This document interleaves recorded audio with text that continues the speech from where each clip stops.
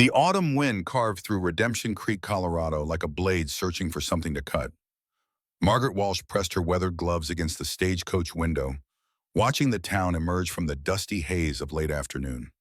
Her heart hammered against her ribs as she counted the buildings along what passed for a main street. 7 structures stood fully intact while 6 others leaned at dangerous angles or bore the scars of abandonment. All wore the gray patina of defeat that seemed to cling to everything in this forsaken place. This was not the thriving frontier community Thomas Wheeler had described in his letters. This was a graveyard with pretensions of life. The stagecoach lurched to a stop outside what appeared to be the only functioning business establishment, a combination general store and post office that looked as if it might collapse under the weight of its own resignation. Maggie gathered her worn leather satchel and stepped down into the Colorado dust. Her simple blue dress immediately coated with the fine powder that seemed to permeate everything in this broken settlement. The driver, a man whose face had been carved by decades of wind and disappointment, handed down her single trunk with the careful indifference of someone who had delivered too many broken dreams to unfamiliar places. "This is as far as we go, miss," he said, his voice carrying the flat finality of a shovel hitting coffin wood. "You certain this is where you want to be?" Maggie touched the letter in her coat pocket, feeling the familiar crease where she had folded and unfolded it countless times during the long journey from Boston. Thomas Wheeler's careful handwriting had promised prosperity, stability, a partnership built on mutual respect and shared ambition. The reality stretching before her suggested that either Thomas Wheeler was a masterful liar or something had gone catastrophically wrong in Redemption Creek. "I'm expected," she said, though doubt crept into her voice like frost into autumn ground. The driver nodded with the expression of a man who had heard that particular phrase too many times. He climbed back onto his seat, released the brake, and urged his horses forward without looking back. Within moments, the stagecoach had disappeared into the heat shimmer, rising from the desert floor, leaving Maggie alone in a town that felt more like a monument to failed ambition than a place where people actually lived. She approached the general store, her footsteps echoing strangely in the afternoon stillness. A bell above the door announced her arrival with a sound like a funeral chime. Inside, the air was thick with the smell of dust and resignation. Behind the counter stood a man who might have been 60 or 80 his age, obscured by the kind of weariness that settles into bones like winter cold. "Help you?" he asked, though his tone suggested helping anyone was a luxury this town could no longer afford. "I'm looking for Mr. Thomas Wheeler," Maggie said, her voice stronger than she felt. "I believe he owns the bank here." The man's expression shifted in a way that made Maggie's stomach clench with sudden dread. He set down the ledger he had been writing in and studied her face with the careful attention of someone delivering news that would change everything. "Ma'am," he said slowly, "I'm afraid Thomas Wheeler's been dead near 6 months now. Heart attack took him right there at his desk, middle of a Tuesday afternoon." The words hit Maggie like a physical blow. She gripped the edge of the counter to steady herself, feeling the solid world beneath her feet suddenly become uncertain as quicksand. "Dead," the word came out as barely more than a whisper. "Yes, ma'am. And if you're here about the bank, well, that's gone too. Closed down permanent after we discovered what Thomas had been doing with other people's money." Maggie's vision began to narrow at the edges. She had spent her last dollar on the train ticket west. She had burned every bridge in Boston, told everyone she was leaving to marry a successful banker in Colorado. There was nothing behind her but poverty and factory work that had nearly killed her spirit. And now there was nothing ahead of her but the wreckage of dreams built on lies. "What do you mean what he had been doing?" The storekeeper's face hardened with the particular bitterness reserved for betrayal by those who should have been trustworthy. "Thomas Wheeler stole $23,000 from this bank, ma'am. Money that belonged to miners and ranchers and families trying to build something decent in this country. When he died and we got a look at the books, we found out our respected banker had been nothing but a common thief." The letter in Maggie's pocket suddenly felt like it weighed 100 pounds. All those carefully worded descriptions of his business success, his standing in the community, his desire to find a woman of character to share his prosperous life. All of it built on money stolen from the very people he claimed to serve. "I don't understand," Maggie said, though understanding was beginning to creep in like dawn after the darkest night. "He wrote to me regularly. His letters spoke of investments, of growth, of building something lasting together." Letters. The storekeeper's eyebrows rose. You one of those mail-order brides. The phrase hit her like a slap. Mail-order bride, as if she were a piece of merchandise to be shipped and delivered like a bolt of cloth or a bag of flour. But wasn't that exactly what she had been? A woman so desperate for security and respectability that she had been willing to marry a stranger based on nothing but written promises and the hope that anything would be better than what she was leaving behind. I corresponded with Mr. Wheeler for several months, Maggie said, trying to salvage some dignity from the wreckage of her situation. We planned to be married. Well, ma'am, I'm sorry for your loss, but Thomas Wheeler's been in the ground since spring. And even if he was still alive, I reckon you wouldn't want to marry him once you knew the truth about what kind of man he really was. Before Maggie could respond, the doorbell chimed again, and three women entered the store.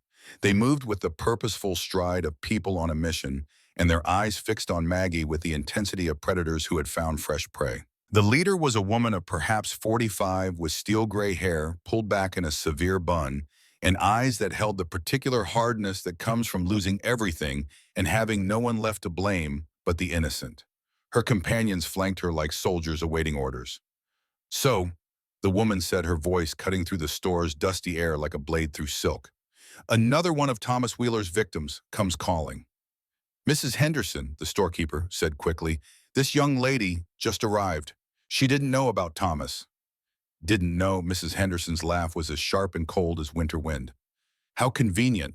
Just like his supposed widow didn't know when she handed over those ledger books. Just like all of them claim ignorance while they profit from stolen money. Maggie straightened her spine and met the woman's hostile gaze directly. She had faced worse than this in the factory districts of Boston, where desperation made people cruel and poverty made them dangerous. I am Margaret Walsh of Boston, she said, her voice carrying the authority of someone who had learned to stand her ground or be trampled. I came here in good faith to marry a man I believed to be honest and honorable. I had no knowledge of any wrongdoing, and I certainly profited from none of it. Boston, Mrs. Henderson spat as if the city's name left a bad taste in her mouth. Fancy Eastern lady come west to civilize us ignorant frontier folk? Well, Miss Walsh of Boston, let me tell you what your intended husband did to this town. The woman stepped closer, her voice dropping to the intimate tone of someone sharing secrets that burned like acid in the telling. Thomas Wheeler stole the money families saved for their children's education. He took the life savings of widows who trusted him with their late husband's legacy. He robbed the wages of men who broke their backs in the mines believing their banker was keeping their money safe for the day they could no longer work. Each accusation hit Maggie like a physical blow. She could see the pain beneath Mrs. Henderson's anger, the grief of a community that had been betrayed by someone they trusted completely. When it all came to light, Mrs. Henderson continued, families lost their homes, the school closed because there was no money to pay the teacher. The church couldn't help because their funds were gone too. And your dear Thomas had the good grace to before he could face what he had done, leaving us to pick up the pieces. I'm sorry, Maggie said, and meant it. I'm truly sorry for what happened to your community, but I swear to you I knew nothing about any of this. I'm as much a victim of Thomas Wheeler's deception as you are. Are you now? One of the other women stepped forward. And I suppose you'll be heading back to Boston on the next stage, leaving us to deal with the mess your boyfriend made. The accusation stung because it was partially true. Maggie had nowhere else to go, no resources to make a new start, no plan beyond the hope that Thomas Wheeler would provide the security and stability she had never known. But returning to Boston meant returning to the factory floors that had nearly broken her, the tenement rooms where hope went to die, the endless cycle of poverty that had made marriage to a stranger seem like salvation. I used my last money for the train ticket west, Maggie said quietly. There's nothing for me back in Boston except the certainty of destitution. So you expect us to support you? Mrs. Henderson's voice rose like the wind before a storm. Feed you and house you while you figure out how to profit from the misery Thomas Wheeler caused. I expect nothing from anyone, Maggie replied, her own voice gaining strength. I'll find work. I'll make my own way. I don't want charity, and I certainly don't want to be a burden on people who have already suffered enough. Work, Mrs. Henderson laughed bitterly. What kind of work do you think exists in a town like this? We can barely keep ourselves alive, let alone support another mouth to feed. The conversation was interrupted by the sound of hoofbeats on the street outside. Through the store's dusty window, Maggie could see a rider approaching on a bay horse that moved with the fluid grace of an animal that had covered many miles in partnership with its rider. The man who dismounted was tall and lean, with dark hair visible beneath his worn hat and a face that spoke of 32 years spent under an unforgiving sun. He moved with the easy confidence of someone equally comfortable in the saddle or on foot, but there was a wariness about him that suggested hard experience and careful habits. Mrs. Henderson's expression soured further as she recognized the newcomer. "Daniel Cordell," she said as if pronouncing a curse. "Come back to see what's left of the town you abandoned." The man Daniel Cordell approached the store with measured steps. When he entered, his presence seemed to fill the small space in a way that had nothing to do with his physical size and everything to do with the quiet authority he carried like a well-worn coat. "Mrs. Henderson," he said, touching the brim of his hat in a gesture that was polite but not deferential. "Ladies," his voice was deep and steady, with the slight rasp of someone who had spent years calling orders across wide distances. His gaze found Maggie, and she felt an unexpected jolt of recognition, though she was certain they had never met.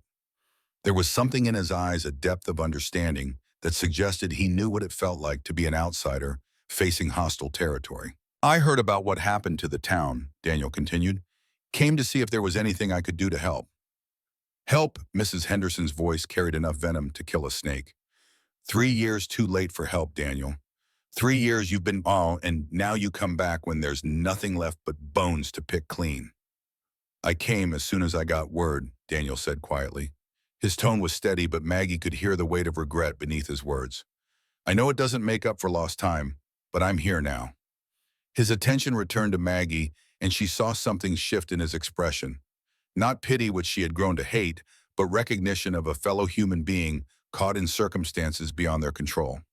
"And who might this be?" he asked, though his tone suggested he had already guessed the answer. "Thomas Wheeler's mail-order bride," Mrs. Henderson said with savage satisfaction. "Come to claim her inheritance from our suffering." Heat rose in Maggie's cheeks, but before she could defend herself, Daniel spoke. "That's so." He studied Maggie's face with the careful attention of someone who had learned to read people quickly and accurately. "You came a long way for nothing, then." There was sympathy in his voice, genuine concern that made something tight in Maggie's chest begin to loosen. "I did," she admitted, "and now I find myself in a town where I'm unwelcome and unwanted, with nowhere to go and no way to get there." "Unwelcome and unwanted because you're associated with the man who destroyed our lives," Mrs. Henderson interjected. "This town has been hurt enough by Thomas Wheeler. We don't need any reminders of his crimes walking among us." "She's not a reminder," Daniel said, his voice taking on an edge that made Mrs. Henderson step back slightly. "She's a person who was lied to and deceived same as everyone else Thomas hurt. She deserves better than being blamed for crimes she didn't commit." And the defense surprised Maggie. This man didn't know her, had no reason to take her part against people who had obviously been his neighbors. Yet something in his manner suggested he understood what it felt like to be judged for circumstances beyond one's control. "The boarding house has been closed for months," one of the other women said. "Nowhere for her to stay even if she had money to pay. Mrs. Patterson still takes in travelers when she can," Daniel replied. "If Miss Walsh is agreeable, I could speak with her about temporary accommodations." Maggie looked at this unexpected ally, this man who had appeared just when her situation seemed most hopeless. There was strength in his weathered features, but also kindness, and she found herself trusting him in a way that surprised her. "That would be very kind of you, Mr. Cordell," she said. "I would be grateful for any assistance." Mrs. Henderson made a sound of disgust. "Come along, ladies. We have better things to do than watch Daniel Cordell collect strays." She turned toward the door, then paused to deliver a final barb. "Just remember, Daniel, Thomas Wheeler was charming too, always ready with a kind word and a helping hand. Look how that turned out for all of us." After the women had gone, the store seemed to exhale as if it had been holding its breath during their presence. Daniel turned to Maggie with an apologetic expression. "I'm sorry about that reception," he said. "The town's been through hell, and they need someone to blame. It's not fair, but it's human nature when people are hurting and desperate." "You defended me," Maggie said. "A complete stranger. Why, Daniel was quiet for a moment, his gaze turning toward the mountains visible through the store's window. When he spoke, his voice carried the weight of old pain and older guilt. "I knew Thomas Wheeler," he said finally. "We grew up together in this town, played together as boys got into the kind of trouble young men find when they're figuring out who they're going to become." He paused, and Maggie could see the struggle in his face as he decided how much to reveal. "Thomas wasn't always the man who did these things," Daniel continued. "But even when we were young, there was something in him that wanted more than he had that made him willing to take shortcuts to get it. I should have seen where that hunger would lead him." "You couldn't have known," Maggie said softly. "People make their own choices. You can't save someone from themselves." Daniel looked at her, then really looked at her, and Maggie felt something pass between them. Understanding, perhaps, or the recognition that they were both carrying burdens they hadn't chosen. "Maybe not," he said, "but I could have tried harder, could have stayed instead of running when things got difficult between us." "What happened between you?" Daniel's jaw tightened, and for a moment Maggie thought he wouldn't answer. When he finally spoke, his voice was heavy with regret. "About 4 years ago, Thomas came to me with what he called a business opportunity. Said he had connections to some mining ventures that were guaranteed to make us both rich. All I had to do was invest my savings and help him convince other people to do the same." "But you didn't." "No, I didn't. The whole thing sounded too good to be true, and I told him so. He said I was too cautious, too afraid to take the kind of risks that separated successful men from failures.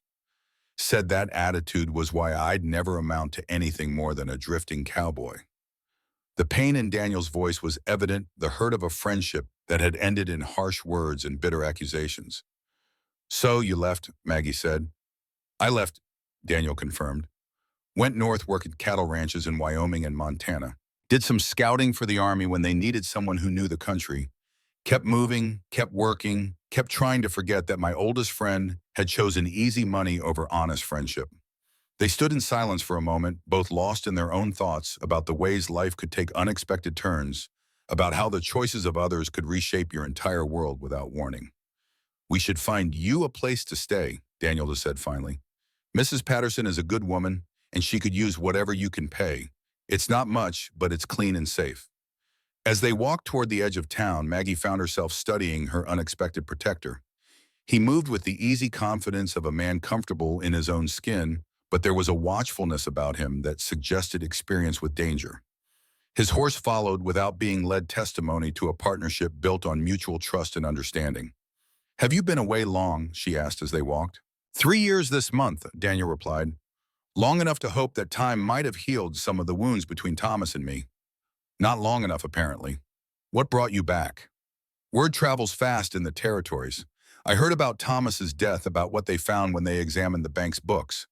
I also heard that the town was dying, that people were leaving because there was no work, no hope, nothing left to build on. And you thought you could help." Daniel was quiet for so long that Maggie thought he wouldn't answer. When he finally spoke, his voice was barely above a whisper. "I thought I owed it to the people I grew up with, the families who were kind to me when I was a boy with no parents and no prospects. Maybe I couldn't save Thomas from himself, but maybe I could help save the town from what he did to it." They had reached a small house at the end of a row of similar dwellings. It was modest but well-maintained, with a small garden that spoke of someone who still believed in the possibility of beauty even in hard times. Daniel knocked on the door, and after a moment it opened to reveal a woman in her 50s with graying hair and eyes that held both kindness and careful wariness. "Daniel Cordell," she said, and genuine pleasure replaced the wariness in her voice. "I heard you were back. Come in, both of you." Her gaze shifted to Maggie, taking in the travel-worn dress, the careful posture of someone who had learned to present dignity even in difficult circumstances, the quiet desperation that no amount of pride could completely hide. "Mrs. Patterson," Daniel said, "this is Miss Margaret Walsh from Boston.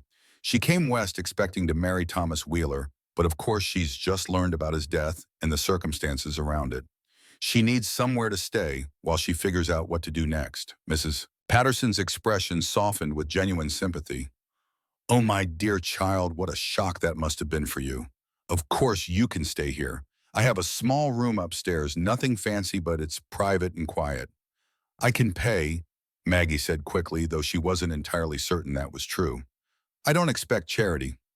We'll work something out, Mrs. Patterson said kindly. These days we all help each other however we can. Maybe you could assist with some cooking or mending in exchange for room and board until you decide what comes next.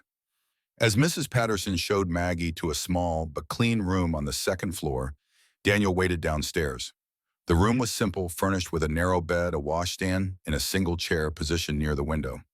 But it was clean and private, and after the hostility she had faced in the store, it felt like sanctuary. When Maggie returned downstairs, Daniel was still there, hat in his hands, obviously waiting to say something, but unsure how to begin. Thank you, Maggie said before he could speak, for everything. I don't know why you helped a stranger, but I'm more grateful than I can say. There's something I need to tell you, Daniel said, his voice taking on the serious tone of someone about to reveal important information.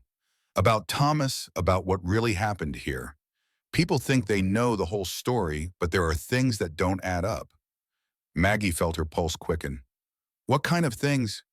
The kind that suggests Thomas Wheeler might have been a fool and a thief, but he wasn't working alone. The books they found, the evidence of embezzlement, it was almost too neat, too obvious. Like someone wanted it to be discovered. Are you saying someone else was involved?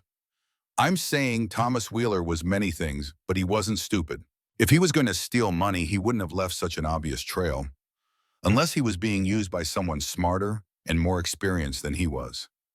Maggie stared at him, trying to process this new information. The implications were staggering. If Thomas had been manipulated into embezzlement by someone else, then he was as much a victim as the people whose money he stole. But Thomas is dead, she said. What difference does it make now? It makes a difference because the real thief is still out there somewhere, Daniel said grimly, and because the people of this town deserve to know the truth. They deserve to get their money back if there's any way to make that happen. Even if what you're saying is true, how could we possibly prove it? All the evidence points to Thomas. Daniel's eyes met hers, and she saw determination there, and something else. Hope, perhaps, or the need for redemption that comes from carrying too much guilt for too long. Maybe we can't prove it, he said, but maybe we can find out what really happened. Maybe we can track down whoever used Thomas and left him to take the blame. We, Maggie repeated. You knew Thomas through his letters. You might see patterns in his correspondence that others would miss. And you're not from here, so you're not caught up in the local emotions and assumptions. You could look at this situation with fresh eyes. Maggie considered this proposition.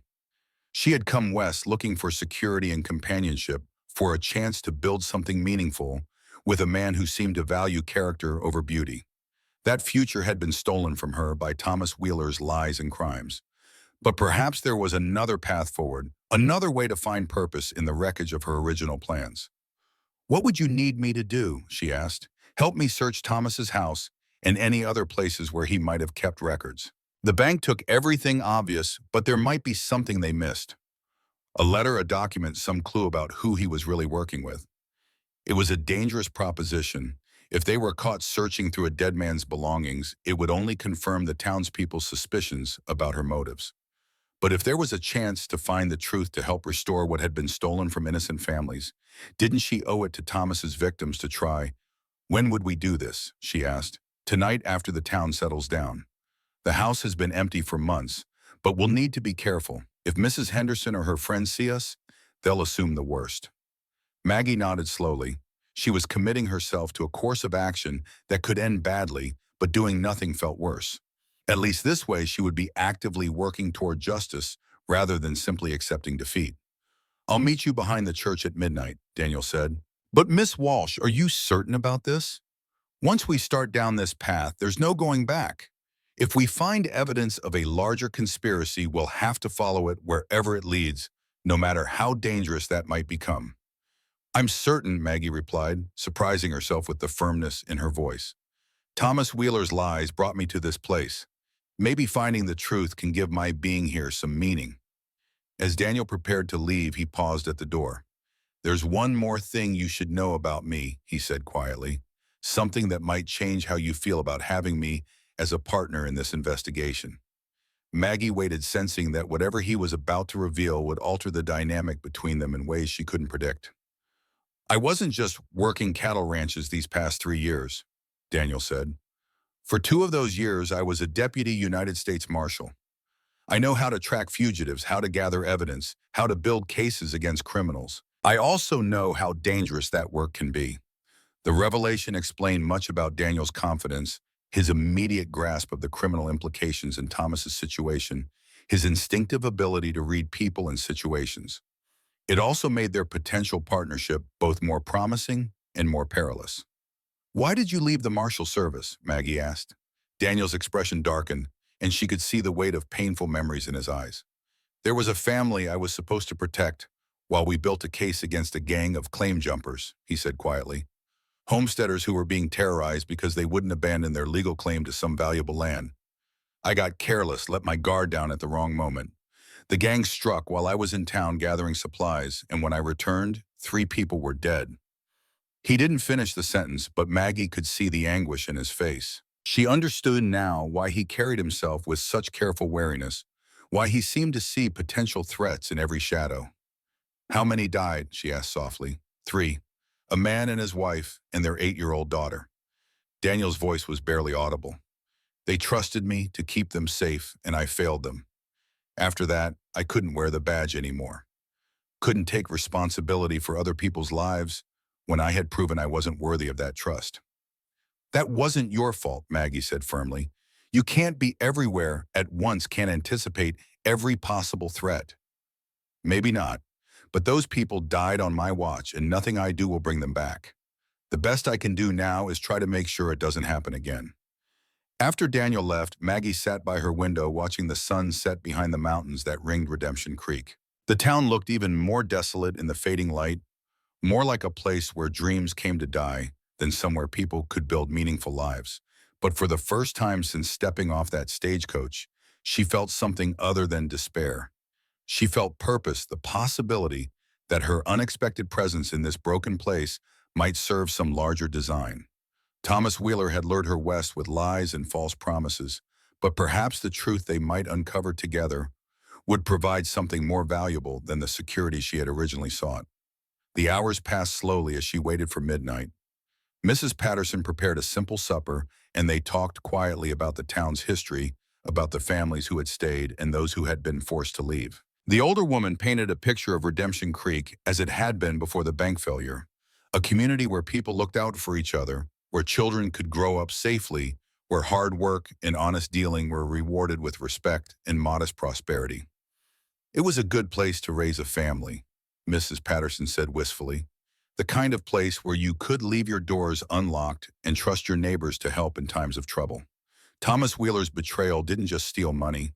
It stole our faith in each other, our belief that good people could build something lasting in a hard country. As the town settled into sleep, Maggie made her way quietly through the darkened streets toward the church. The moon was nearly full, providing enough light to navigate, but also making her feel exposed and vulnerable. Every shadow seemed to hide a potential observer, every sound magnified in the stillness. Daniel was waiting behind the church as promised, a dark figure against the white-painted wall. He had changed into darker clothing and carried himself with the silent efficiency of someone experienced in moving unseen through hostile territory. "Thomas's house is just 2 streets over," he whispered as she approached. "I still have a key from the days when we were friends. We'll go in through the back door and work quickly." They moved carefully through the sleeping town, avoiding the main street and keeping to the shadows cast by buildings and trees. The house, when they reached it, was indeed the finest residence on the street, 2 stories with decorative trim and a wraparound porch that spoke of prosperity and social standing. Now it stood empty and dark, a monument to fallen ambitions and broken trust. Daniel produced a key from his pocket and unlocked the back door with practiced ease. Inside, the house was thick with dust and the musty smell of abandonment. Furniture remained under white sheets, ghostly reminders of a life that had ended abruptly and shamefully. "The bank officials were thorough," Daniel said, lighting a small lantern and keeping the flame low. "They took all the obvious documents, anything that might have contained financial records or business correspondence. But Thomas was always secretive about his private papers, even when we were friends. If there's anything that might tell us who he was really working with, it would be hidden." They began their search systematically, starting with Thomas's study. The desk drawers had been emptied and searched, but Daniel seemed to know the house intimately, checking places that might not be obvious to strangers behind picture frames inside the bindings of books beneath loose floorboards. It was Maggie who made the first important discovery. Searching through what appeared to be a family Bible left behind as having no monetary value, she found a piece of paper tucked between the pages of Ecclesiastes. Written in Thomas's careful handwriting was an address in Denver, Colorado, along with the name V. Caldwell. Vincent Caldwell, Daniel read when she showed him the paper. That name mean anything to you? Maggie felt excitement building as she remembered details from Thomas's letters. He mentioned someone named Caldwell several times, said he was a mining consultant who had given him some excellent investment advice. I thought at the time it was strange that he would share business details with someone he was courting, but now it makes sense. Now it makes sense, Daniel agreed. Thomas wasn't trying to impress you with his business acumen. He was trying to convince himself that what he was doing was legitimate. They continued searching, and in the basement behind a loose stone in the foundation, they found what appeared to be Thomas's real treasure, a leather-bound journal that chronicled his descent from respected banker to desperate embezzler. The early entries were almost innocent recording meetings with Vincent Caldwell and growing excitement about investment opportunities that seemed too profitable to believe. But as the months passed, the tone of the entries changed dramatically. Thomas wrote of increasing pressure from Caldwell, of demands for larger and larger sums of money, of threats that became increasingly explicit and personal. My God, Maggie whispered as she read by the lantern's flickering light. Thomas wasn't just a thief, he was being blackmailed. The later entries painted a picture of a man trapped by his own greed and Caldwell's manipulations. Thomas wrote of trying to withdraw from their arrangement, only to be told that he was in too deep to quit. Caldwell had evidence of the early embezzlement that could destroy Thomas anytime he chose to use it. The only way to avoid exposure was to continue stealing, to keep feeding money into investments that Thomas was beginning to suspect didn't exist at all. But the most shocking revelation came in an entry dated just weeks before Thomas's death. Caldwell has grown suspicious of my correspondence with Miss Walsh. He fears she might ask too many questions about my circumstances when she arrives. He has suggested that I continue writing to her even after my death to lure her here where she can be blamed for the missing money. The man is a monster, but I am trapped by my own weakness and greed. God forgive me for what I have become and what I may yet be forced to do. He was going to frame you, Daniel said grimly as they finished reading. Caldwell planned to use you as a scapegoat from the beginning. The letters you received after Thomas died, they weren't from him. The realization hit Maggie like a physical blow. She had been manipulated not just by Thomas Wheeler, but by the man who had ultimately destroyed him. Her arrival in Redemption Creek had been orchestrated by a criminal who saw her as the perfect fall guy for his crimes. We have to find this Vincent Caldwell, she said with quiet fury. We have to make him pay for what he's done to this town, to Thomas, to me. Finding him won't be easy, Daniel warned. A man like that doesn't leave forwarding addresses. But we have more to go on now than we did before. The Denver address. It's a start, and Denver is a big enough city that a man with money can disappear easily, but it's also the kind of place where someone asking the right questions might eventually get answers. As they prepared to leave the house, Daniel paused to look at her in the lantern light. There was respect in his expression and something deeper that made Maggie's heart beat faster despite the gravity of their situation. This won't be easy, he warned. If Caldwell is as dangerous as Thomas's journal suggests, we'll be risking our lives to get justice for people who may never thank us for it. Then we'll be risking our lives for the right reason, Maggie replied. Sometimes that has to be enough. They extinguished the lantern and made their way back through the darkened town, moving like shadows through the sleeping streets. As they walked, Maggie realized that everything had changed in the space of a single night. She had arrived in Redemption Creek as Margaret Walsh, the mail-order bride, seeking security through marriage to a stranger.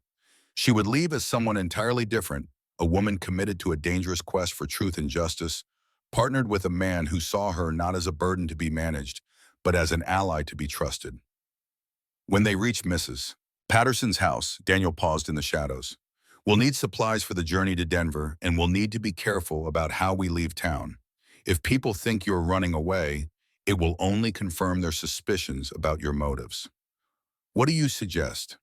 We tell Mrs. Patterson that I'm escorting you to Denver to help you find work or passage back east. It's not entirely a lie, and it gives us a reason to travel together without causing scandal. Maggie nodded, understanding the wisdom in maintaining appearances. When do we leave? Day after tomorrow. That gives us time to prepare properly and you time to make sure this is really what you want to do. I'm sure, Maggie said without hesitation. For the first time since I left Boston, I know exactly what I need to do. The morning sun painted the Colorado mountains in shades of gold and amber as Margaret Walsh folded her few belongings into the worn leather satchel that had carried her dreams from Boston to this broken frontier town. 2 days had passed since her midnight discovery in Thomas Wheeler's abandoned house. 2 days of careful preparation and even more careful pretense as she and Daniel Cordell made ready for their journey to Denver.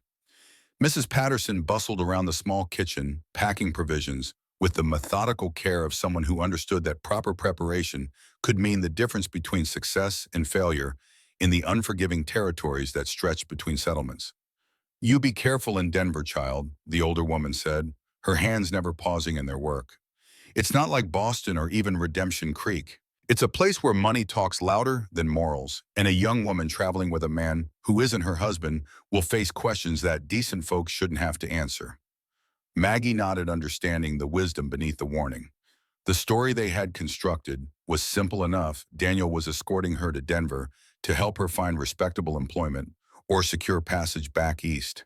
It was close enough to the truth to be believable, but far enough from their real purpose to protect them from the suspicions of those who might wish them harm. Mr. Cordell has been nothing but proper, Maggie replied, though she felt heat rise in her cheeks as she spoke the words. There had been nothing improper in Daniel's behavior, but there was something in the way he looked at her, something in the careful distance he maintained that suggested he was fighting battles she could only guess at. Through the kitchen window, she could see Daniel checking his horse's tack with the methodical precision of a man whose life had often depended on such attention to detail. He had spent the previous day acquiring supplies and a suitable mount for Maggie, a gentle mare named Patience, that seemed well suited to a rider with limited experience in the saddle. The sound of approaching hoofbeats drew their attention to the street outside where Mrs. Henderson and two of her companions rode up on horses that had seen better days. Their faces wore the grim satisfaction of people who believed they had caught someone in the act of proving their worst suspicions correct. So, Mrs. Henderson called out as Daniel emerged from the stable, the Eastern lady is running away after all, taking her ill-gotten gains and disappearing before anyone can ask too many questions. Daniel's jaw tightened, but his voice remained level when he responded. Miss Walsh is traveling to Denver to seek employment. I'm escorting her as far as the city to ensure her safety on the road. How convenient, one of the other women said with venomous sweetness. The mail-order bride and the drifter riding off together into the sunset. I'm sure the good people of Denver will be fascinated to hear about the woman who came to marry our town's thief. Maggie felt anger rise in her chest like heat from a forge, but before she could respond, Daniel stepped forward with the quiet authority of someone accustomed to facing down hostile crowds. Mrs. Henderson, he said, his voice carrying just enough edge to suggest that continued provocation would be unwise. Miss Walsh has done nothing wrong, and your continued harassment of her reflects poorly on the Christian charity this community once prided itself on. Christian charity, Mrs. Henderson's voice rose like the whistle of a kettle about to boil over. Where was Christian charity when Thomas Wheeler was stealing food from our children's mouths? Where was it when families lost their homes because they trusted a thief with their life savings? Thomas Wheeler's crimes don't justify persecuting an innocent woman, Daniel replied firmly.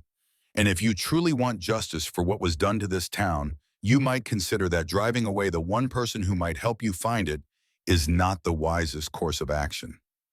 Mrs. Henderson's eyes narrowed with suspicion. What do you mean by that?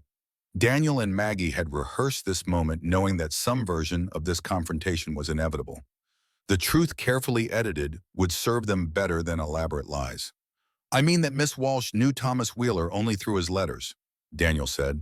She might have insights into his state of mind, his plans, his associates that could help us understand what really happened to the missing money.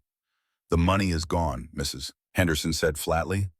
Thomas Wheeler spent it all on his grand schemes and left us to starve. There's nothing left to find. Maybe, Daniel agreed. But wouldn't it be worth knowing for certain? Wouldn't the families who lost everything deserve to know that every possible avenue was explored? For a moment, uncertainty flickered in Mrs. Henderson's eyes, quickly suppressed, but not quickly enough to escape Daniel's notice. Here was a woman who wanted justice but had convinced herself that revenge was the same thing, who needed someone to blame more than she needed answers. "You're chasing phantoms," she said finally, "wasting time and effort on hopes that will only lead to more disappointment." "Perhaps," Daniel said, "but I'd rather waste my time chasing phantoms than spend it tormenting innocent people." The words hit their target with the precision of a well-aimed bullet. Misses. Henderson's face flushed with anger, but she seemed to recognize that she had lost this particular battle. With a sharp word to her companion, she wheeled her horse around and rode back toward town, leaving behind only dust and the echo of accusations that would follow Maggie long after she had left Redemption Creek. "Pay them no mind," Mrs. Patterson said as she emerged from the house with a wrapped bundle of food. "There's more than enough real evil in this world without manufacturing it from our own fears and disappointments." An hour later, Maggie found herself astride Patience, following Daniel along the mountain road that would take them northeast toward Denver. She had ridden before, but never for such distance or purpose, and she was grateful for the mare's gentle disposition and steady gait. The landscape that unfolded before them was both beautiful and intimidating. Mountains rose on all sides like the walls of some vast cathedral, their peaks still touched with snow, despite the advancing season. Pine forests cloaked their slopes in deep green shadows, broken occasionally by meadows, where aspen trees displayed their autumn gold like scattered coins. "It's magnificent," Maggie said, as they paused to rest the horses beside a clear mountain stream. "It can be," Daniel agreed, but there was wariness in his voice. "It can also be deadly to those who don't respect it. Weather can change without warning up here, and there are places where a wrong turn can lead to trouble you might not be able to get out of."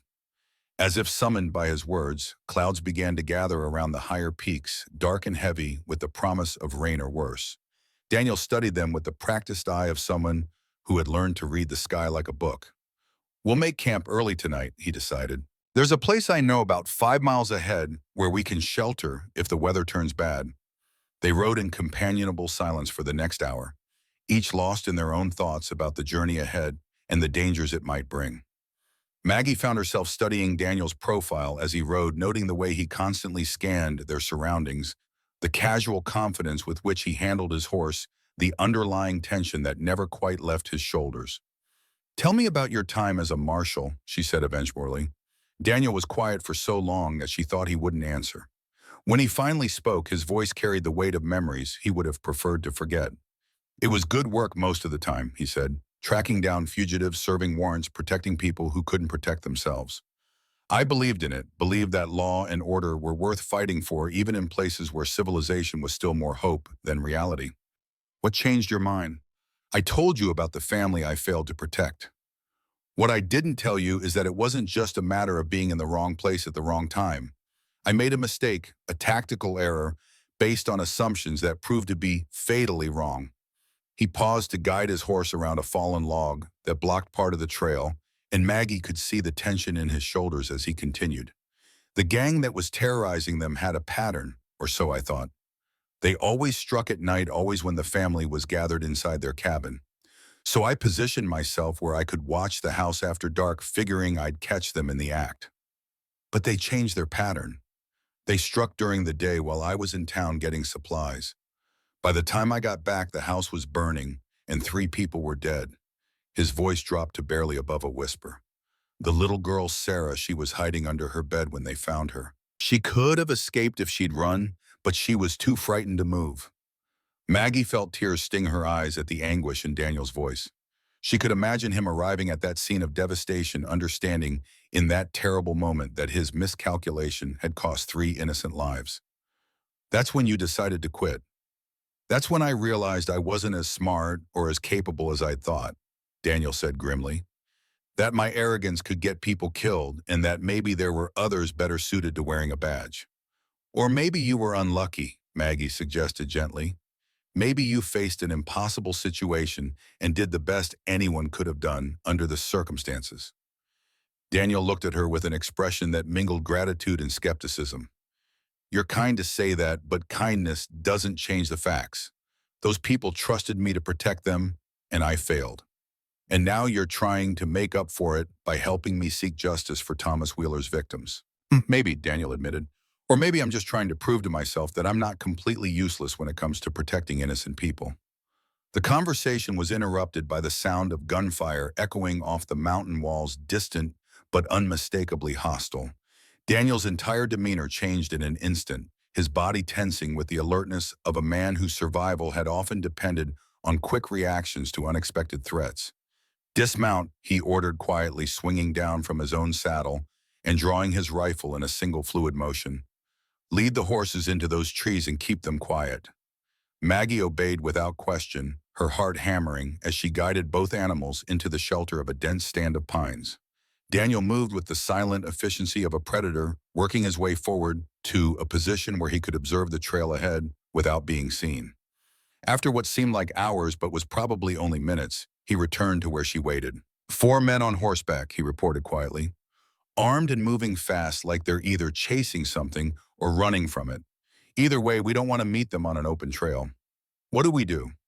We wait until they're past, then we follow at a distance to make sure they're not doubling back.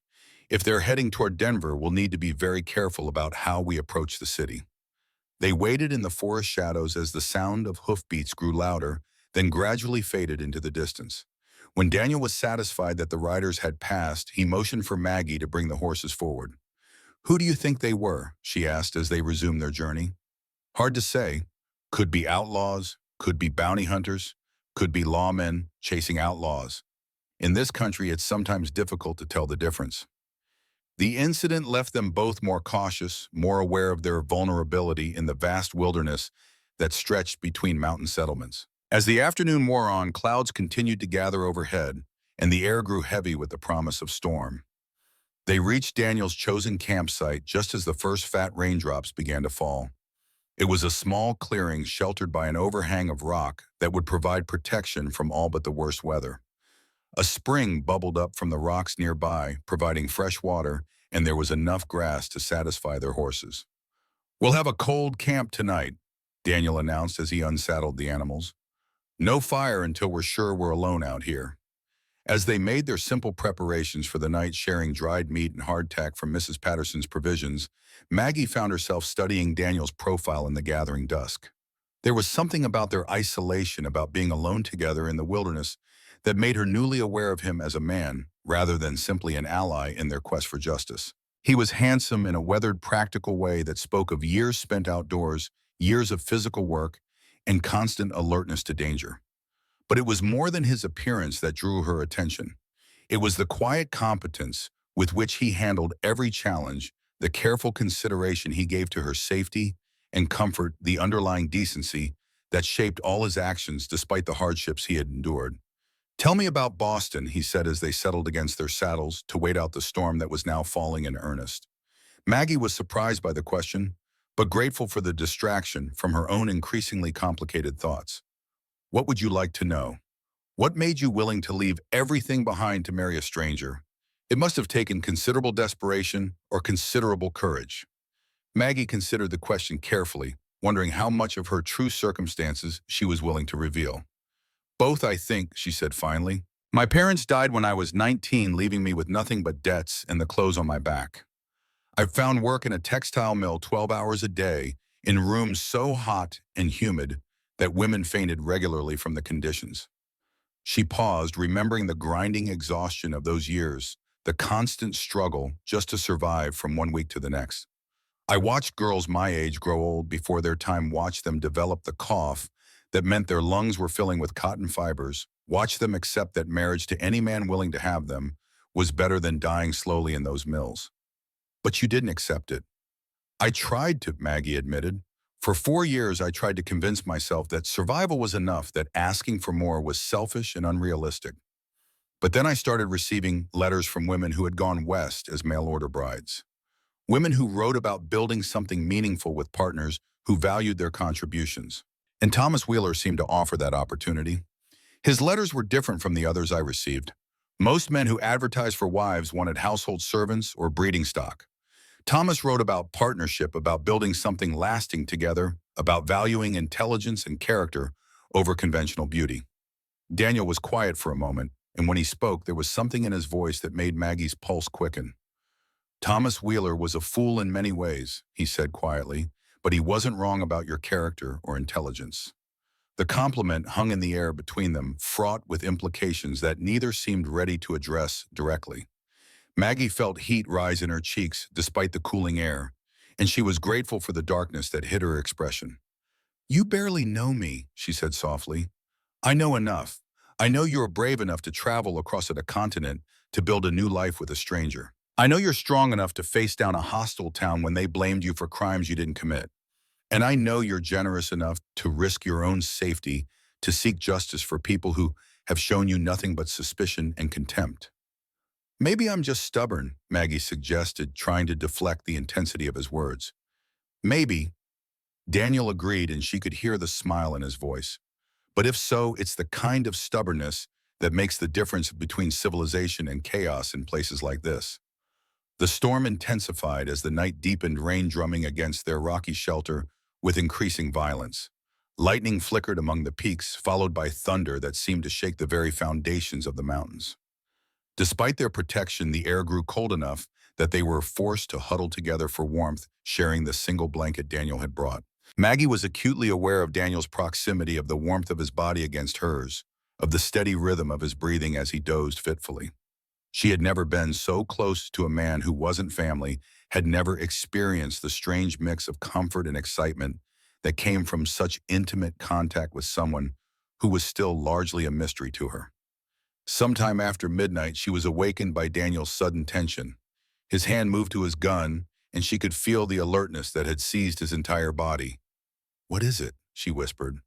"Horses," he replied quietly. "Several riders moving carefully, trying not to make noise." Through the sound of the storm, Maggie could now make out what Daniel's trained ears had detected: the careful placement of hooves on wet stone, the creak of leathering, muffled voices of men trying to communicate without being overheard. "The same ones from this afternoon?" she asked. "Possibly, or someone else entirely. Either way, they're not friendly travelers looking for shelter." Daniel moved carefully to the edge of their rocky overhang, peering out into the storm-lashed night. After several tense minutes, he returned to her side. "4 riders just like before," he reported. "They've stopped about 200 yards down the trail, probably waiting for the storm to ease before continuing." "What do we do?" "We wait. If they're just passing through, they'll be gone by morning. If they're looking for us specifically, we'll deal with that when we have to." The remainder of the night passed without further incident, but neither of them slept well. When dawn finally came gray and cold after the storm's passage, Daniel ventured out to scout their surroundings while Maggie prepared their meager breakfast. He returned with troubling news. "They camped about half a mile from here," he reported. 4 men well armed with good horses. But here's what's interesting. They made no effort to hide their tracks or their campsite. Either they don't care if anyone follows them, or they wanted to be followed. What does that mean? It means we're not dealing with ordinary outlaws or drifters. These men have a specific purpose, and they're confident enough in their abilities that they're not worried about being tracked. As they prepared to continue their journey toward Denver, Maggie found herself studying Daniel's face for clues about his true assessment of their situation. His expression was carefully neutral, but she could see the tension in the set of his shoulders, the way his eyes constantly scanned their surroundings for potential threats. "You think they're following us specifically?" she said. It wasn't a question. Daniel nodded grimly. "Someone doesn't want us reaching Denver. The question is whether they want to stop us or just keep track of what we're doing." "Vincent Caldwell?" "Possibly. Or someone working for him. If he's as dangerous as Thomas's journal suggested, he would have made arrangements to be warned if anyone started asking the wrong questions." The implications of this revelation settled over Maggie like a lead weight. Their quest for justice had seemed difficult enough when they were simply trying to track down a fugitive criminal. Now it appeared they were being hunted by that same criminal, pursued by men who had no compunctions about using violence to protect their employer's secrets. "Maybe we should turn back," she said quietly. "Maybe this is too dangerous to continue." Daniel looked at her with an expression that mingled understanding with disappointment. If that's what you want, we'll turn around right now. I won't force you to continue on a path that could get you killed. Maggie considered his offer seriously. She could return to Redemption Creek, face the continued hostility of its residents, eventually find some way to earn passage back to Boston and the grinding poverty that awaited her there. It would be the safe choice, the sensible choice, the choice that would preserve her life, even if it meant abandoning any hope of justice or purpose. No, she said, finally surprising herself with the firmness in her voice. We continue. Those people in Redemption Creek deserve to know the truth about what happened to their money. And Thomas Wheeler, whatever his faults, deserves to have the real story of his downfall told. Daniel studied her face carefully as if searching for any sign of doubt or false bravado. Apparently satisfied with what he saw, he nodded slowly. Then we continue. But we do it carefully and we do it smart. If Vincent Caldwell wants to play games, we'll play them better than he does. They mounted their horses and resumed their journey toward Denver. Maggie felt a strange mix of fear and exhilaration. She had committed herself to a path that could very well lead to her death, but she had also chosen purpose over safety, justice over comfort, partnership over isolation. Whatever lay ahead in Denver, whatever dangers Vincent Caldwell and his associates might pose, she would face them as Margaret Walsh, not the desperate mail-order bride who had stepped off a stagecoach in Redemption Creek, but a woman who had chosen her own destiny and was prepared to fight for it. The mountains gradually gave way to rolling hills as they descended toward the high plains that surrounded Denver. The city, when it finally came into view in the late afternoon of their third day of travel, was unlike anything Maggie had ever seen. It sprawled across the landscape like some vast organism, part organized civilization and part chaotic frontier settlement, smoke rising from countless chimneys and dust clouds marking the constant movement of people and goods. It's enormous, Maggie breathed, overwhelmed by the sheer scale of human activity spread out before them. And dangerous, Daniel added grimly. In a place like this, it's easy to disappear either by choice or because someone makes you disappear. We'll need to be very careful about who we trust and what questions we ask. As they rode toward the outskirts of the city, both were acutely aware that they were entering the most dangerous phase of their quest. Somewhere in that maze of buildings and streets was Vincent Caldwell, the man who had destroyed Thomas Wheeler and stolen the life savings of an entire community. And now, according to all evidence, he knew they were coming. Denver sprawled before them like a living organism, part civilized city and part untamed frontier settlement. Smoke rose from countless chimneys, while dust clouds marked the constant movement of wagons, horses, and humanity in all its varied forms. The late afternoon sun cast long shadows between buildings that ranged from elegant brick structures to hastily constructed wooden shacks, creating a patchwork of prosperity and desperation that seemed to define the American West. Margaret Walsh pulled her worn shawl closer as they rode through the outskirts of the city, acutely aware of the curious stares their travel-stained appearance attracted. Beside her, Daniel Cordell maintained the alert posture that had become second nature during their journey, his eyes constantly scanning for threats among the crowds of miners, merchants, gamblers, and drifters who called this place home. Where do we start? Maggie asked as they dismounted outside a modest boarding house that Daniel had selected for its inconspicuous appearance and defensible position at the end of a dead-end street. With the address we found in Thomas's Bible, Daniel replied, helping her down from her horse. But carefully, if Vincent Caldwell is as dangerous as we suspect, approaching him directly would be suicide. The boarding house keeper, a weathered woman named Mrs. Kowalski, asked few questions and accepted Daniel's payment in advance without comment. Their rooms were small, but clean, separated by a thin wall that would allow quick communication if trouble arose during the night. As evening fell over the city, Daniel ventured out alone to conduct preliminary reconnaissance, while Maggie remained safely locked in her room. The hours passed slowly as she waited, jumping at every creak of the building, every raised voice from the street below. When Daniel finally returned near midnight, his expression was grim. The address from Thomas's Bible leads to a warehouse district, he reported quietly. But the building that should be there was destroyed in a fire 6 months ago.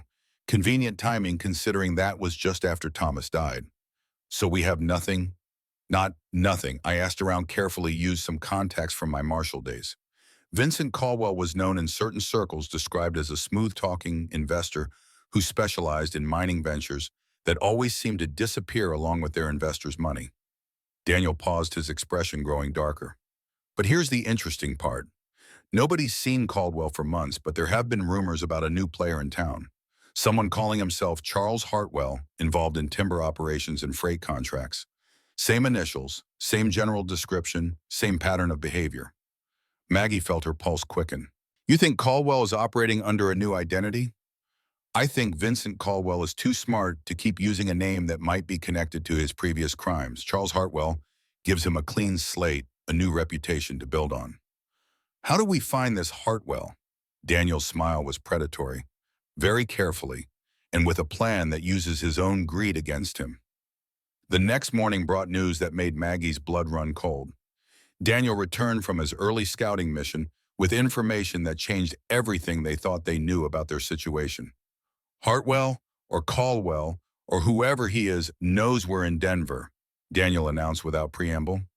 My contact at the marshal's office says there have been inquiries about strangers asking questions about missing persons and fraudulent investments.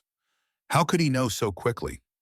Because he has people watching for exactly this kind of thing. The fire that destroyed his old address wasn't an accident, and neither was the timing. He's been preparing for someone like us to come looking for him. Maggie felt fear settle in her stomach like a cold stone. What do? We turn the tables, Daniel said with quiet determination. Instead of hunting him, we make him come to us.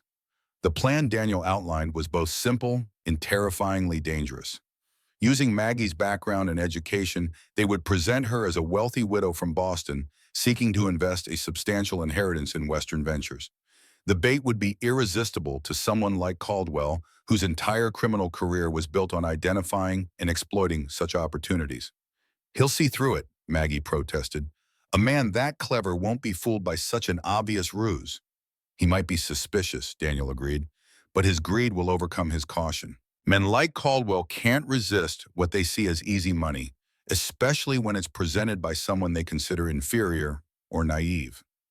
2 days of careful preparation followed. Daniel used his remaining marshal contacts to establish a convincing paper trail for Maggie's fictional inheritance, while she practiced the role of a grieving but wealthy widow seeking guidance on investment opportunities. The performance would require her to walk a delicate line between appearing naive enough to be easily swindled and sophisticated enough to represent truly substantial assets. The meeting was arranged through intermediaries set for the private dining room of Denver's most exclusive hotel. Maggie dressed carefully in her best remaining clothes, enhanced by a borrowed necklace and gloves that suggested prosperity without ostentation. Daniel would be present as her deceased husband's business associate there, to provide counsel but not to interfere with her decisions. Charles Hartwell arrived precisely on time, and Maggie felt her breath catch as she saw him for the first time. He was perhaps 45 years old, with silver threading through dark hair and the kind of carefully maintained appearance that spoke of both prosperity and vanity. His clothes were expensive, but not flashy, his manner polished, but not obsequious. Everything about him suggested success, reliability, and trustworthiness. Everything about him was a lie. Mrs. Wellington, he said, taking to her hand with practiced gallantry, allow me to express my condolences on your recent loss. I understand your husband was a man of considerable business acumen. Thank you, Maggie replied, allowing just the right amount of grief to color her voice. James always said that the key to honoring the dead was to build upon their legacy rather than simply mourning their passing. A wise philosophy. And I understand you're seeking investment opportunities that would provide both security and growth for your inheritance. Indeed, James left me quite comfortable, but I fear my knowledge of business matters is limited. I was hoping to find someone with expertise in Western ventures who could guide me towards sound investments. As the conversation continued, Maggie found herself simultaneously impressed and repulsed by Hartwell's skill as a manipulator. He was charming without being pushy, knowledgeable without being condescending, and he seemed to genuinely listen to her concerns while subtly steering the conversation toward ever larger potential investments. Daniel played his role perfectly, offering occasional technical questions that established his credibility while making it clear that the final decisions rested with Maggie. His presence seemed to reassure Hartwell that this was a legitimate opportunity rather than some kind of trap. The timber industry in this region is particularly promising. Hartwell was saying as their meal progressed. The demand for lumber is increasing exponentially as more cities develop, and the profit margins for those positioned to meet that demand are quite substantial. What kind of initial investment would be required? Maggie asked, allowing eagerness to creep into her voice. That would depend on the scale of operations you wish to pursue.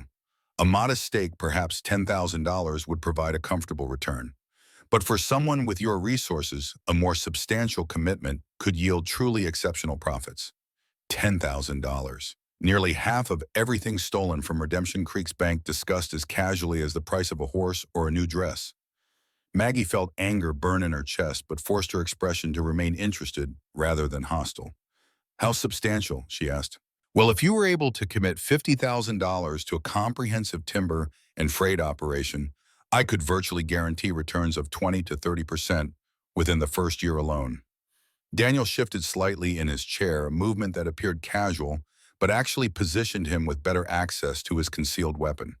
The numbers Hartwell was suggesting were far beyond anything a legitimate business venture could realistically promise confirmation that they were indeed dealing with the same man who had destroyed Thomas Wheeler. That sounds almost too good to be true, Maggie said with a nervous laugh. I understand your caution, Hartwell replied smoothly. Perhaps it would reassure you to know that I have other investors, people of substance, who can vouch for both my integrity and the soundness of my business model. Could I meet some of these other investors? For just a moment, something flickered in Hartwell's eyes. Annoyance, perhaps, or calculation. But his smile never wavered. Certainly. In fact, I'm hosting a small gathering tomorrow evening at my residence. Nothing formal, just an opportunity for like-minded individuals to discuss mutual opportunities. Would you be interested in attending? Maggie glanced at Daniel, who gave an almost imperceptible nod. That sounds wonderful, she said. I would very much like to meet others who have invested with you. After Hartwell left, having provided directions to his residents and expressing his pleasure at the prospect of a profitable association, Maggie and Daniel sat in tense silence until they were certain he was gone. $50,000, Maggie said quietly. He didn't even blink at suggesting such an enormous sum. Because he's done this before, probably many times, Daniel replied grimly. The question is whether tomorrow night's gathering is a legitimate attempt to impress you with satisfied investors, or whether it's a trap designed to eliminate two people who are asking inconvenient questions. Does it matter? Either way, we'll be walking into his territory surrounded by people who work for him or owe him money. It matters because it determines how we prepare, Daniel said. If it's legitimate, we gather information and look for evidence that can be used against him later. If it's a trap, we make sure we're ready for whatever he has planned. The remainder of that day and all of the following one were spent in careful preparation. Daniel reached out to his remaining contacts in law enforcement, arranging for backup that could respond quickly if needed. He also acquired additional weapons and planned multiple escape routes from Hartwell's residence. Maggie, meanwhile, worked on perfecting her performance as the naive but wealthy widow. She practiced conversations that would draw information from other investors while appearing to seek only reassurance about her own decisions. Most importantly, she prepared herself mentally for the possibility that their deception might be discovered and that violence might be necessary before the evening was over. As sunset approached on the appointed day, they made their final preparations. Daniel wore his best clothes but ensured that his weapons were easily accessible. Maggie dressed to suggest prosperity while avoiding anything that would restrict her movement if they needed to leave quickly. Remember, Daniel said as they prepared to depart, if things go wrong, don't try to be a hero. Get out of there any way you can and don't look back. What about you? I'll be right behind you, he said, though something in his expression suggested he wasn't entirely certain that would be possible. Hartwell's residence was impressive without being ostentatious. A large house in one of Denver's better neighborhoods that spoke of success and respectability. Lights blazed from every window, and the sound of conversation and laughter drifted through the evening air. To all appearances, it was exactly what it had been advertised to be, a social gathering of prosperous investors. They were greeted at the door by Hartwell himself, who appeared genuinely pleased to see them, and immediately began introducing them to other guests. The people they met seemed legitimate enough. A banker from Colorado Springs, a merchant who had made his fortune supplying mining camps, a widow who had invested her husband's insurance money in various Western enterprises. But as the evening progressed, Maggie began to notice disturbing patterns. The other investors spoke about their returns in vague terms, unable to provide specific details about the ventures they had supposedly profited from. Several seemed nervous when asked direct questions about their experiences with Hartwell's business operations. Most troubling of all was the gradual realization that she and Daniel were being quietly separated from the other guests.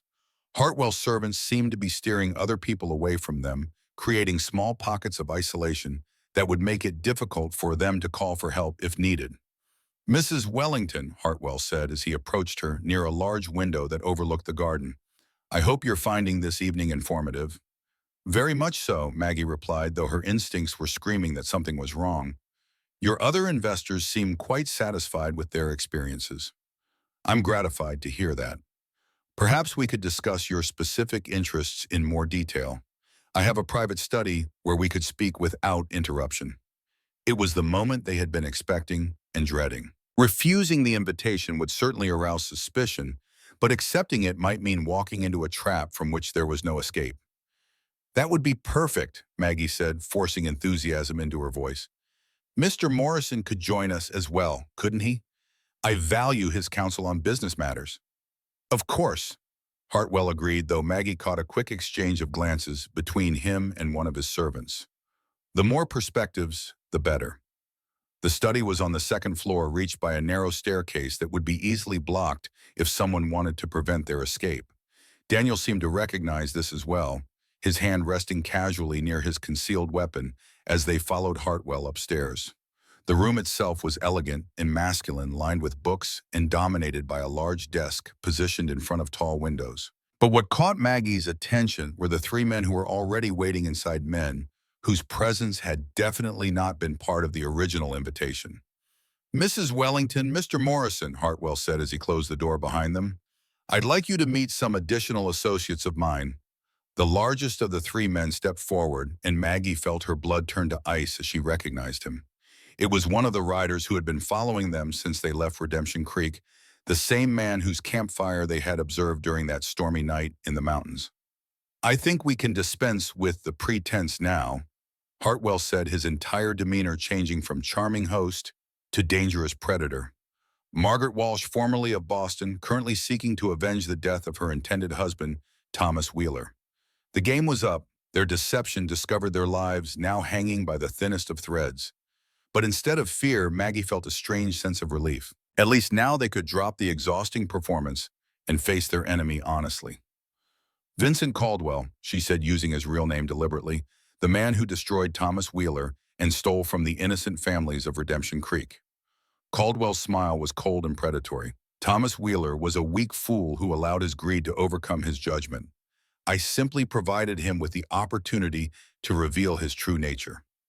"You manipulated him," Daniel said quietly, his hand now openly resting on his gun butt. "You identified a man with weaknesses and exploited them for your own profit." "I offered him a chance to become wealthy beyond his dreams," Caldwell replied. "The fact that he chose to steal from his own neighbors to take advantage of that opportunity was his decision, not mine." "And the letters you wrote to me after Thomas died," Maggie demanded. "The letters that lured me to Redemption Creek so I could be blamed for your crimes?" For the first time, genuine surprise flickered across Caldwell's face. "Ah, you found Thomas's journal. I wondered if you might." "Yes, I continued corresponding with you after his untimely demise. It seemed prudent to have a scapegoat available if anyone began asking inconvenient questions about the missing funds." "Where is the money?" Daniel demanded. "The $23,000 that Thomas embezzled, where is it now?" Caldwell laughed, a sound like breaking glass. "Gone, my dear, invested in legitimate business ventures that have made me considerably wealthier than I was when your pathetic Thomas first approached me with his amateur criminal schemes. The families who lost everything deserve to have their savings returned. The families who lost everything trusted a thief with their money," Caldwell said with casual cruelty. "Their misfortune is not my responsibility." Daniel's assessment of the tactical situation was swift and professional. Three armed men between them and the door windows that were too high for safe escape, and a narrow staircase that could easily become a death trap. Their only advantage was that Caldwell apparently wanted to keep them alive long enough to gloat over his victory. "What do you want from us?" Daniel asked. "Information," Caldwell replied. "I want to know who else is investigating Thomas Wheeler's activities. Who else might come looking for me, what other loose ends need to be tied up. And if we refuse to tell you," Caldwell's smile became genuinely frightening, "then my associates will persuade you. They're quite skilled at extracting information from reluctant subjects." One of the men stepped forward, producing a knife with the casual confidence of someone who had used such tools many times before. But as he moved toward Maggie, she did something that none of them expected. Instead of cowering in fear, she grabbed a heavy brass candlestick from Caldwell's desk and brought it down on the approaching man's head with all the strength born of months of factory work and absolute determination not to be a victim again. The man collapsed, blood streaming from a gash in his scalp, his knife clattering across the hardwood floor. The study exploded into violence. Daniel's gun cleared its holster in a motion so fast it seemed to blur his first shot, taking down the second gunman before he could fully draw his weapon. But the third man had managed to get his pistol clear and was taking aim at Daniel when the sound of splintering wood announced the arrival of federal marshals who had been waiting outside. "Drop your weapons." The command was shouted with the authority of law enforcement as armed men flooded into the room. Daniel's contacts in the Marshal Service had indeed been monitoring the situation, ready to intervene if their undercover investigation went wrong. Vincent Caldwell made a desperate attempt to escape through the hidden door behind his bookshelf, but found his way blocked by marshals who had surrounded the building. Within minutes, he was in custody along with his surviving associates. The aftermath was swift and thorough.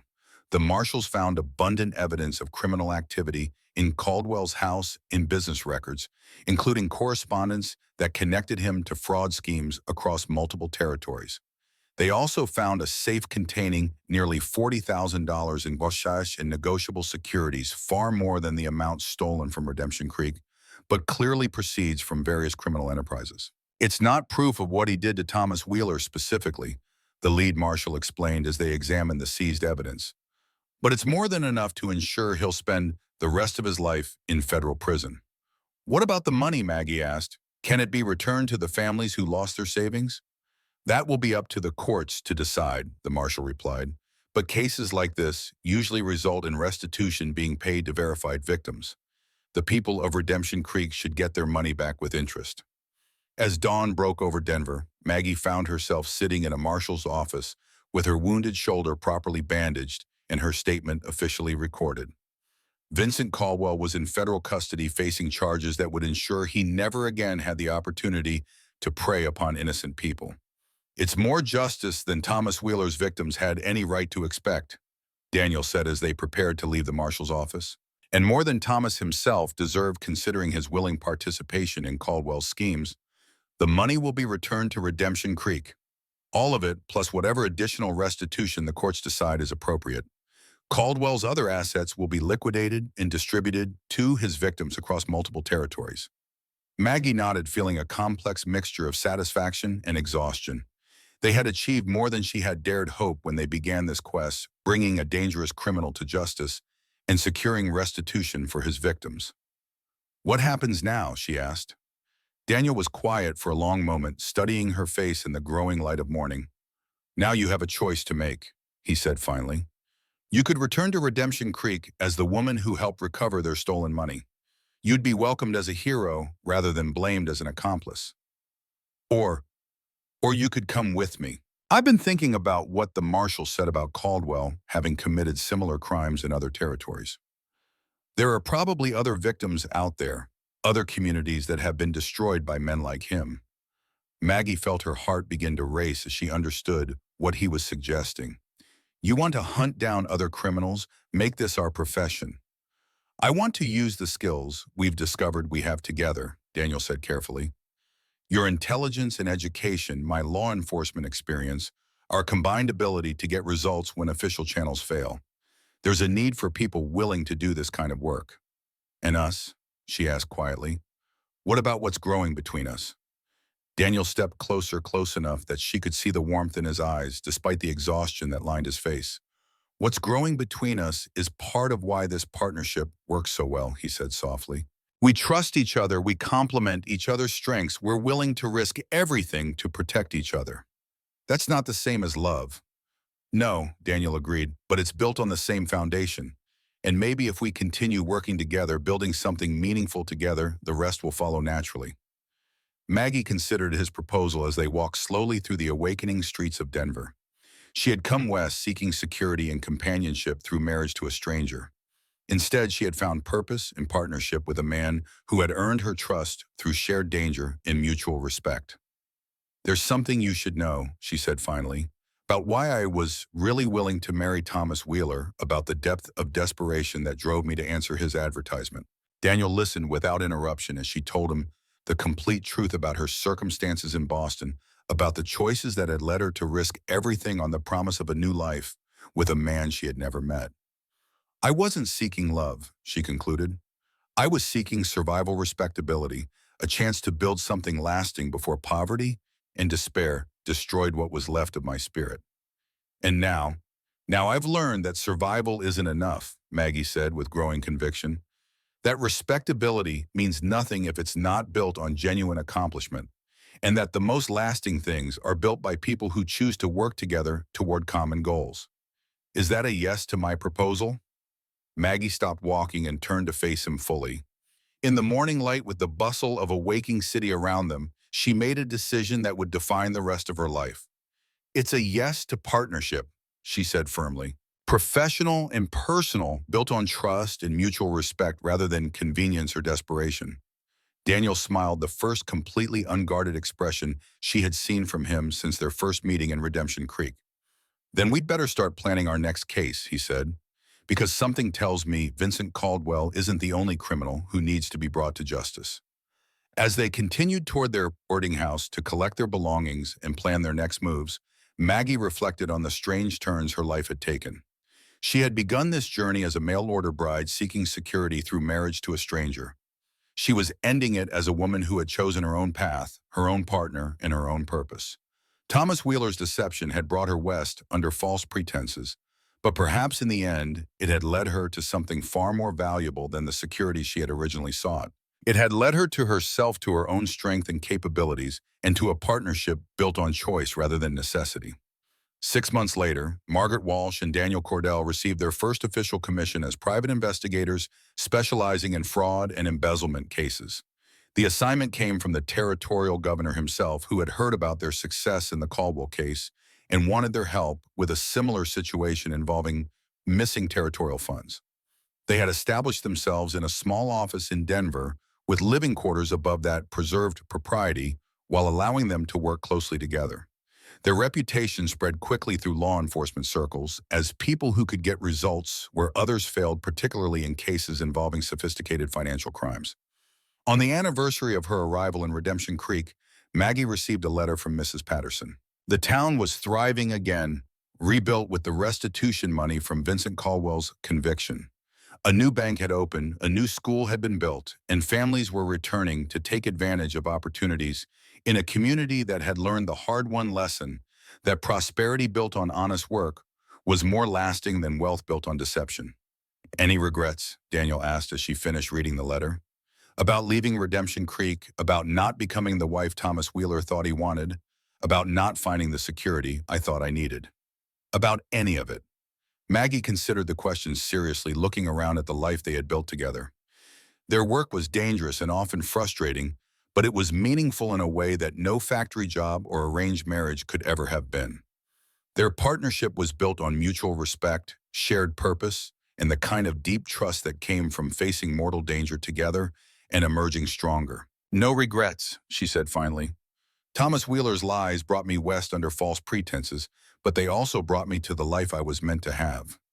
Even though it's not the life you planned, especially because it's not the life I planned," Maggie replied, moving to stand beside Daniel at their office window. "The life I planned was built on fear and desperation. This life is built on choice and purpose." Below them, Denver bustled with the energy of a city growing and changing, full of people chasing dreams and building futures. Some of those dreams would prove false. Some of those futures would be stolen by men like Vincent Caldwell. But Margaret Walsh and Daniel Cordell would be there to help when they were to seek justice for the innocent and ensure that criminals face the consequences of their actions. It wasn't the fairy tale ending that mail-order bride advertisements promised. It was something better, a partnership between equals built on shared values and mutual respect, dedicated to making the world a little more just and a little less cruel. And in the end, that was worth more than all the security that money could buy.